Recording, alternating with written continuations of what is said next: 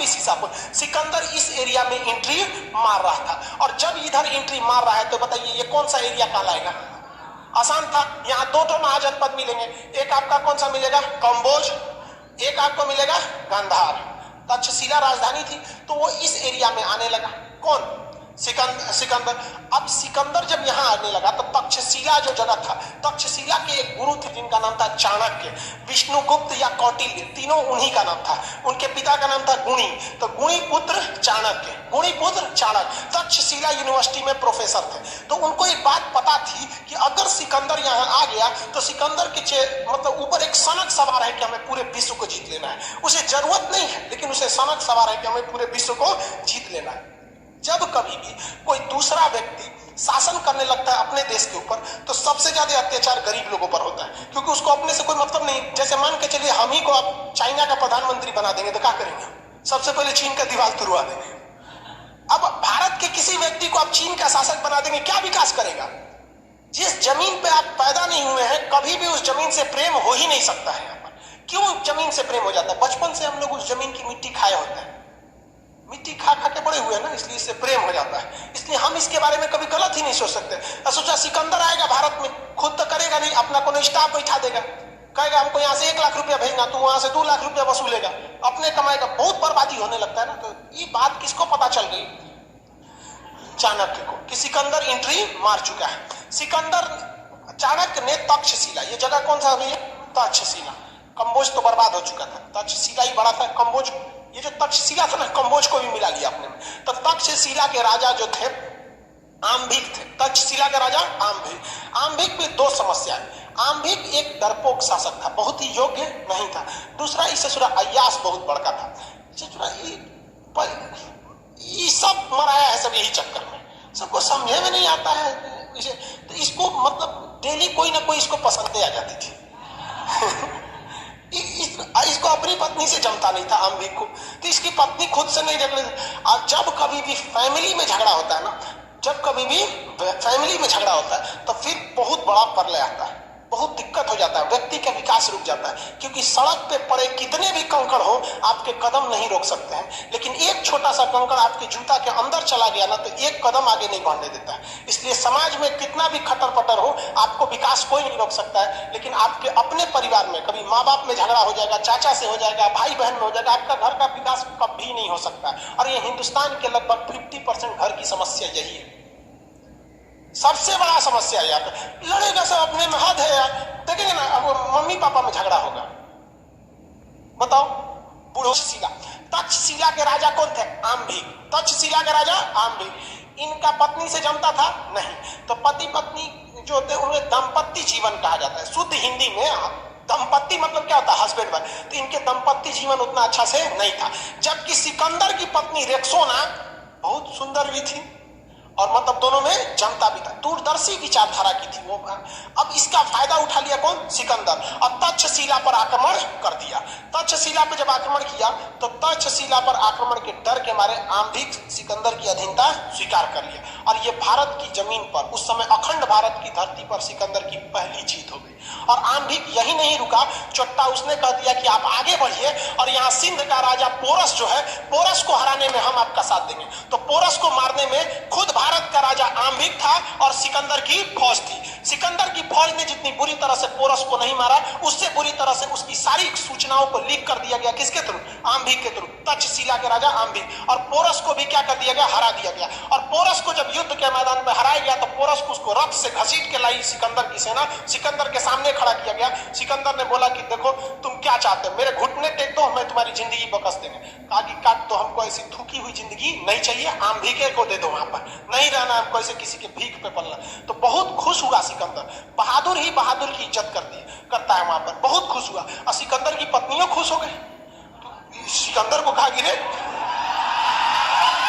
देखा है खुश हो रही है रे, डबल बॉन्ड बनाएगी क्या? राखी बांध, राखी बांध। तो क्या बनवा दिया?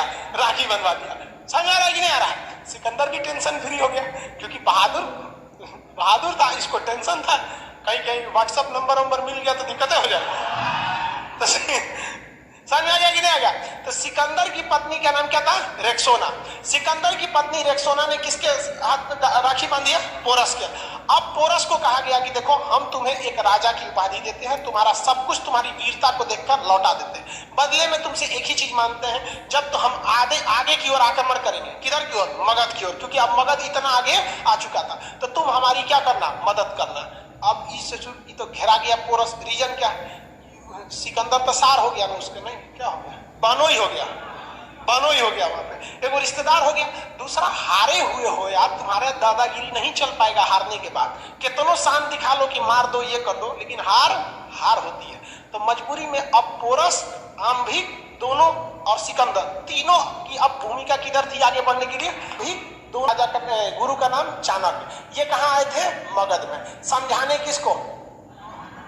धनानंद को समझाने आए थे। और धनानंद को समझा रहे थे कि अगर ये सिकंदर यहाँ घुस जाता है तो यहाँ से आर्थिक विदोहन करेगा, आने वाली पीढ़ियों तक को बर्बाद कर देगा, आप इसको संभालिए नहीं तो बहुत दिक्कत हो जाएगा। अब इस बीच धनानंद नशे में था और ऑर्केस्ट्रा देख रहा था। कहता कि रे कहाँ का आया है ब्राह्मण?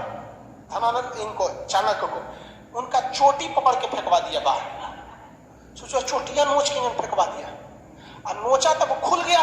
बांधते थे लोग ना चोटी, उसे खुल गया वहां पे। अब धनानंद के सामने इनका गुस्सा 7वें आसमान पर था चाणक्य का, और चाणक्य ने वही कसम खाया था कि तुमने मेरी शिखा खोली है, इसको तब तक नहीं बांधेंगे जब तक तुम कोई धरती से ना उजाड़ देते हैं यहाँ पर। अब वहां से धनानंद चले आए वापस, सॉरी धनानंद कह रहे हैं चाणक्य। और चाणक्य यहाँ आए कहां पर? अपने तक्षशिला में, और अपने सबसे प्रिय शिष्य जिनका नाम था चंद्रगुप्त, सबसे प्रिय शिष्य का नाम था चंद्रगुप्त को कहा कि देखो ये चोट्टा अपने मदिरा पान में लगा हुआ है, इसकी बर्बादी करना तो ठीक से छोड़ेंगे नहीं, इस साले को हमारा बाल नोच दिया, बेइज्जती कर दिया यहाँ पे। समझा गया? चाणक्य ने अभी पहला काम हमारा क्या है? सिकंदर। इसलिए दिमाग से उतर जाओ और हकीकत देखिए। चाणक्य गुरु चाणक्य ने चंद्रगुप्त मौर्य को बताया ही नहीं था कि मगध में मेरी बेइज्जती हुई, क्योंकि गुरु को पता था कि जो मेरा शिष्य है इसको माइंड डेविएट हो जाएगा कि ये सिकंदर से बड़ा दुश्मन मानने लगेगा किसको? चंद्रगुप्त मौर्य, इसको धनानंद। इसलिए चंद्रगुप्त मौर्य को बताया नहीं, कहा कि यहां से ये लोग नहीं लड़ पाएंगे, ये कमजोर है, और तुम किससे लड़ो? सिकंदर से लड़ो। तो कहा कि महाराज हम ना राजा है ना कुछ है, हम चाचा वो अकेले 3-3 गो राजा, हम लड़ेंगे कहां? तो वहां काम आया अंधविश्वास। अंधविश्वास इतना भयानक चीज होता है कि किसी को डरा के रख देता है। गुरु चाणक्य और चंद्रगुप्त ये सिकंदर की सेना में ये बात फैलाने में सफल हो गए कि जो भी इस व्यास नदी को पार करेगा तो आगे भारत शुरू हो जाता है, मुख्य भूमि, और भारत देवों की भूमि है, यहाँ भगवान लोग का निवास होता है। बिना अनुमति कोई युद्ध की नीति से आता है तो भयंकर भयंकर बीमारी हो जाती है, आंख फूट जाता है, प्लेग हो जाता है, कुछ हो जाता है। तो सिकंदर का प्लेग हो जाता है, यहाँ कोनो हमारे यहाँ जादू टोना नहीं होता। तब तक भोजन में चंद्रगुप्त मौर्य सिकंदर की एगो सेना को मारा, अब मार के उसकी वर्दी वर्दी पहन के गुप्तचर बन के घुस गया, क्योंकि भाई गुरु थे चाणक्य, उनको पता था कि किस तरह से ये अजात शत्रु ने वर्षकार की मदद से घुसकर वैशाली में हर एक जानकारी निकाल दिया। उसी तरह चंद्रगुप्त मौर्य को चाणक्य ने एक गुप्तचर बना के किसकी फौज में घुसा दिया? सिकंदर। और सिकंदर इस अफवाह को फैलाने में कामयाब हो गया, और धीरे धीरे वहां के लोग डरने लगे। इसी बीच चंद्रगुप्त मौर्य ने खाने में जहर मिला दिया। उस समय फोरेंसिक रिपोर्ट होती नहीं थी, कौन सी पता चलेगा कैसे मर गया, वहां जांच होता था कुछ। और जहर एक से एक कैटेगरी का था, आज खाओ 2 दिन बाद मरो, आज खाओ 3 घंटा बाद मरो, आज खाओ 6 महीना बाद मरो, इस टाइप का। तो जहर दिया और 1 हफ्ता बाद उसका असर दिखने लगा। 1 हफ्ता बाद आपको पता ही नहीं चलेगा कि 1 हफ्ता पहले क्या खाए थे। आपको पता है क्या पिछले संडे क्या खाए थे? किसी को नहीं पता। कौन ध्यान देता है यहाँ पे? और घुसा पूरा तरह से फैला दिया अफवाह को। और इस क्या कर रहा है सर? आपके क्लास देख कर आके उम्मीद जगी है कि अब हम भी पीसीएस का एग्जाम निकाल सकते हैं। हाँ भाई निकाल सकते हो। चलिए ध्यान दीजिए। आप सिकंदर की फौज में अब धीरे धीरे क्या फैल गई? अफवाह। और कहा गया कि चलो एक काम करो, जिसको जिसको व्यास नदी पार करना है चलो। तो व्यास नदी में घूम फिर के आया सब। जानते हैं किसको ले आया था सब घुमाने के लिए? जो उनके खानवा में जहर दिया था, टहल के आया सब व्यास नदी में, 1 हफ्ता बाद मर गया। चाणक्य का देखो देखो देखो यही होता है यहाँ पे, जाओगे लोग तो क्या हो जाएगा? मर जाएगा। तो अफवाह भी बहुत फैली गई। अब जब एक आदमी अफवाह से मरता है ना तो बहुत भयानक हो जाता है। आप देखे होंगे भारत में चोटी कटुआ का पता नहीं कोनो को चोटी कटाया था कि नहीं, लेकिन अफवाह बहुत भयानक हो गया था। लड़की सब सोती नहीं थी, सब डर के मारे वहां पे। मुंह नचुआ वाला कई कई चीज ऐसा ऐसा अफवाह हो जाता है। तो ऐसे ही मुंह नचुआ वाला अफवाह कहां फैल गया? यहाँ पर। अब यहाँ पे तो धनानंद ने किसको भगा दिया था?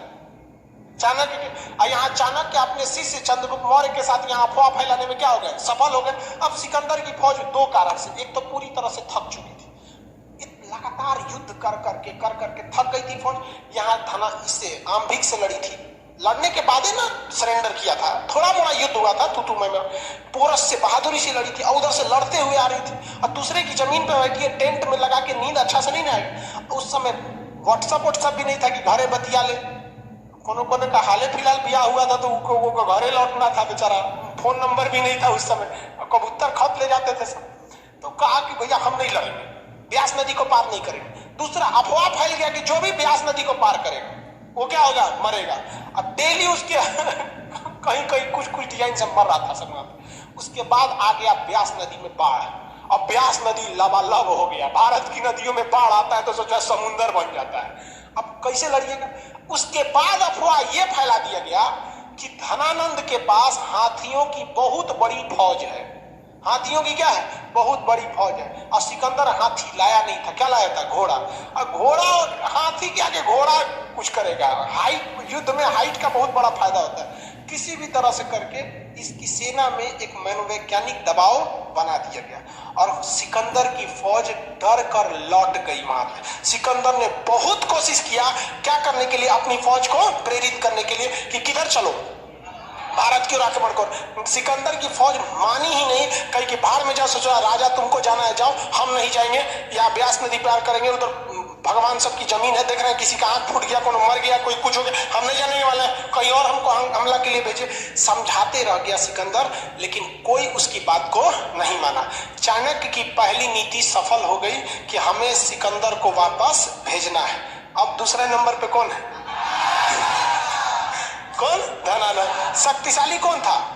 सिकंदर। जब सिकंदर को वापस भेज दिया गया तो धनानंद को नीटेची के मसाला है। इन दोनों का विश्वास भी बहुत ऊपर उठ गया, लेकिन इसमें एक गड़बड़ हो गई थी। सिकंदर का जो नौसेना प्रमुख था, एडमिरल नहीं होते थे आज के समय में, एडमिरल, नौसेना प्रमुख नियारकस, क्या नाम था? नियारकस। वो अपनी फौज को चुपचाप नौसेना प्रमुख लेके चला गया, क्योंकि उसका काम था नाव बनाना नदी उदी को पार करने के लिए। समझ में आ रहा है कि नहीं आ रहा?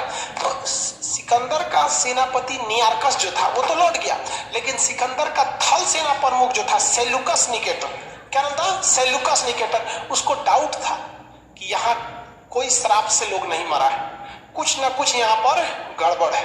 वो सिकंदर को नहीं जाने देना चाहता था, लेकिन सिकंदर भी अपनी फौज के आगे मजबूर था, लौट गया। सिकंदर लौटा। यहाँ पर जब आक्रमण किया, कब किया था? 326 ईसा पूर्व। 326 ईसा पूर्व। किस राजा को हराया था? पोरस को। किसे? पोरस। अधीनता किसने स्वीकार कर लिया था? आम्भिक ने। किस नदी के किनारे इन्हें हराया था? झेलम नदी के। झेलम नदी का नाम क्या है? वितस्तता। क्या नाम था? वितस्तत। लेकिन इसे हाइडेस बीज कहते हैं। सिकंदर इसे क्या कहता था वहां के लोग? हाइडेस बीज। कौन सा युद्ध? हाइडेस बीज। तो सिकंदर ने क्या आम्भिक से युद्ध लड़ा था? आम्भिक ने अधीनता स्वीकार कर लिया था। सिकंदर ने युद्ध किससे लड़ा था? पोरस से। सिकंदर ने किससे युद्ध लड़ा था? पोरस। क्वेश्चन आएगा, बता देंगे। सिकंदर के आक्रमण के समय मगध का शासक, सिकंदर की अधीनता स्वीकार करने वाला भारत का पहला शासक आम्भिक। पोरस ने अधीनता स्वीकार नहीं किया था, लड़ा था वो।